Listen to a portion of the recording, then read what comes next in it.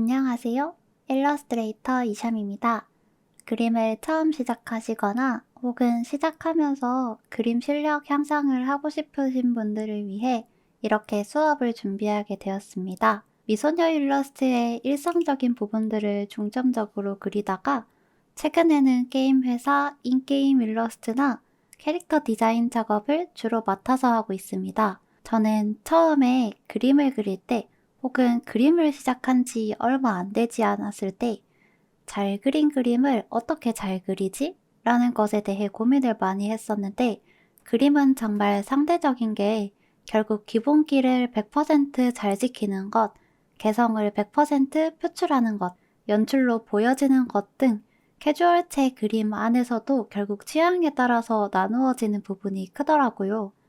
모든 부분을 틀리지 않게끔에 집중하다 보면 그림 안에서의 매력이 떨어지기도 하고 모든 부분을 내가 생각하는 대로만 하다 보면 어딘가 어색한 부분이 그림에서 남아있기도 합니다.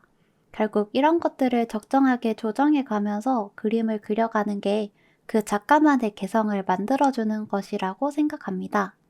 제가 기억하기론 첫 강의를 찍은 게 지금 찍고 있는 강의와 한 2~3년 정도의 차이가 있었던 걸로 생각되는데요.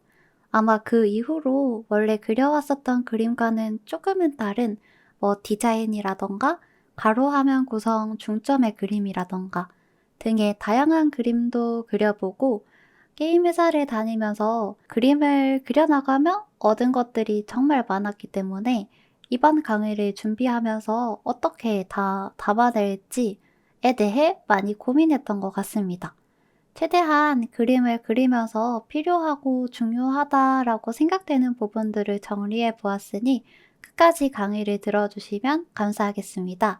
이번 1강에서는 본격적으로 수업을 들어가기에 앞서 앞으로 진행할 강의의 중요한 내용을 먼저 함께 살펴보려고 합니다.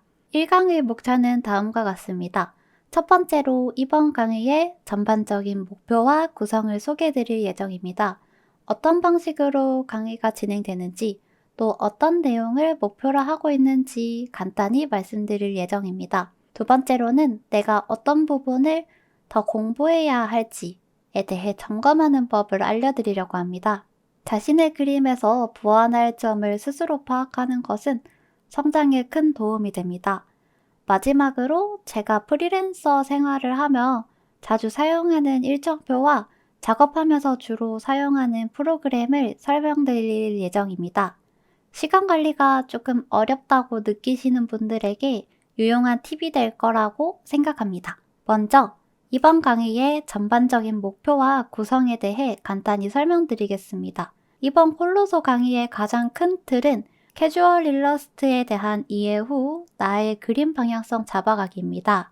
차례대로 섹션 2의 경우에는 내가 원하는 그림을 찾아가기 위해 전체적인 그림과 화풍, 그리고 스타일에 대해서 다양한 방면으로 설명드릴 예정입니다. 사실 그림을 발전시키기 위해서는 그리고 나의 스타일을 구축하기 위해서는 이런 부분들에 대한 분석이 필요합니다.